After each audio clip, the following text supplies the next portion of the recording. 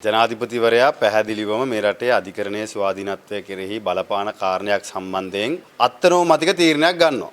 දැන් ජනාධිපතිවරයා කියනවා විෂයපතේ පිළිබඳව ජ්‍යෙෂ්ඨයන්ගෙන් සහ ප්‍රවීණයන්ගෙන් උපදෙස් ගත්තා කියලා. අපි දැනගන්න කැමති මේ ජනාධිපතිතුමාට උපදෙස් දෙන ජ්‍යෙෂ්ඨයෝ සහ ප්‍රවීණයෝ කවුද?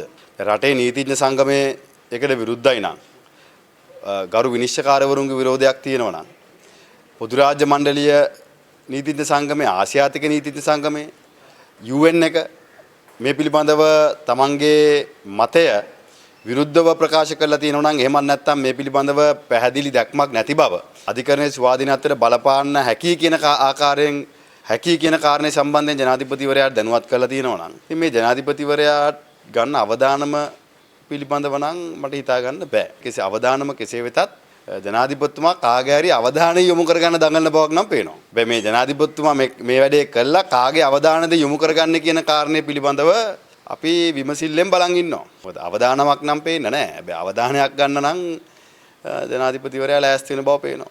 ප්‍රායෝගිකයි සාමාන්‍ය ඕනම ආයතනයක් එක්ස්පීරියන්ස් තියෙන මිනිස්සෙක් ලීසින් ඉලවන්නේ නැහැ. මේ මිනිස්සුන්ට තව ටිකක් කාලයක් දෙන්න try කරන්න.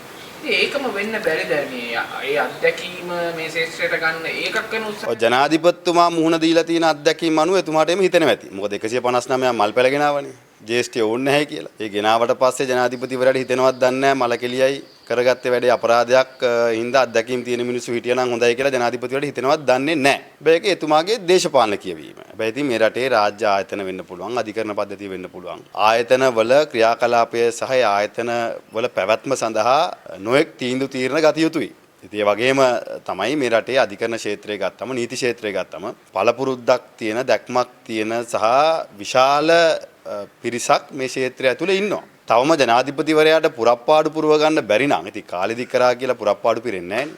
පහළ උසාවි සහ හයිකෝර්ට් නැත්නම් ඉහළ උසාවි ප්‍රමාණය වැඩි කරගන්න නැතුව වයස වැඩි කරා කියලා ප්‍රශ්න විසඳෙන්නේ නැහනේ. ඉතින් මේ වෙනකොටත් තාම ජනාධිපතිවරයාට කන්ටේනර් 323 පන්නපු කෙනා හොයාගන්න බැරි නම් අර කුඩු කන්ටේනර් දෙක වරායෙන් පන්නපු එක්කෙනා හොයාගන්න බැරි නම් තමන් මුදල් ඇමතිනේ ජනාධිපති නේද?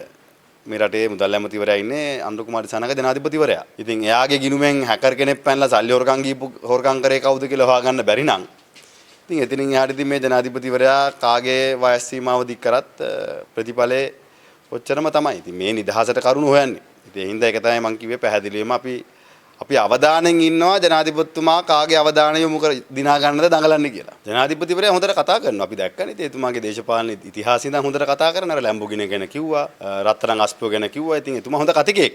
හැබැයි ඉතින් අනිත් පැත්තෙන් එතුමා අද වෙනකම් මල්වත්තේ අස්කිරිය මහානායක හාමුදුරුවන්ගේ ලිපිය සම්බන්ධයෙන් පිළිතුරක් දුන්නද නැද්ද කියන ප්‍රශ්නාර්ථය තියෙනවා. ඉතින් මහානායක හාමුදුරුවෝ යම් කිසි කාරණයක් මතු කරාම ජනාධිපතිවරයාට යුතුයකමක් තියෙනවා.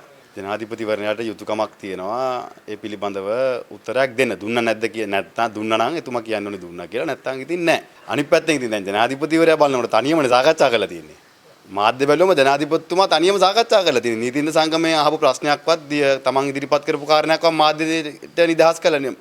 මාධ්‍ය රිලීස් කළා නැහනේ. එතකොට දැන් මේ ජනාධිපතිතුමා තනියම සාකච්ඡා කරපු කාරණයක ප්‍රකාශයක් තමයි මාධ්‍යට දාලා තියෙන්නේ. ඉතින් ජනාධිපතිවරයා ඔය කියන තරම් අවංක නම් අඩුම ගානේ නීතිඥ සංගමයේ විසින් ඉදිරිපත් කරපු කාරණාවත් අඩු ගානේ ආණ්ඩුවට වාසි කාරණා කැලලවත් මාධ්‍යට ඉදිරිපත් කරන්න ඕනේ. ඉතින් එහෙමවත් ඉදිරිපත් නොකර ජනාධිපතිවරයාගේ ප්‍රකාශය පමණක් ඉදිරිපත් කෙරුවා නම් ඒකෙත් මම දැක්කා දැන් ජනාධිපතිවරයා කියනවා මේ ඕන වෙලාවක යන්න ලෑස්ති කියලා. හැබැයි ඉතින් ජනාධිපතිතුමා ගෝලියෝ බලන් ඉන්නවා පාර්ලිමේන්තුවේ අවුරුදු 20ක් ඉන්න. එයාලා අවුරුදු 20ක් ඉන්න බලන් ඉන්නකොට මෙන්න මේ යන්න ලෑස්ති වෙලා. පැහැදිලිවම ආණ්ඩුව තමන්ගේ අවශ්‍යතාවය ඉටු කරගන්න ආණ්ඩුවේ පැවැත්ම සඳහා මේ රටේ අධිකරණ පද්ධතියත් ජනතාවත් පාවල දෙන තැනට අදපත් වෙලා තියෙනවා.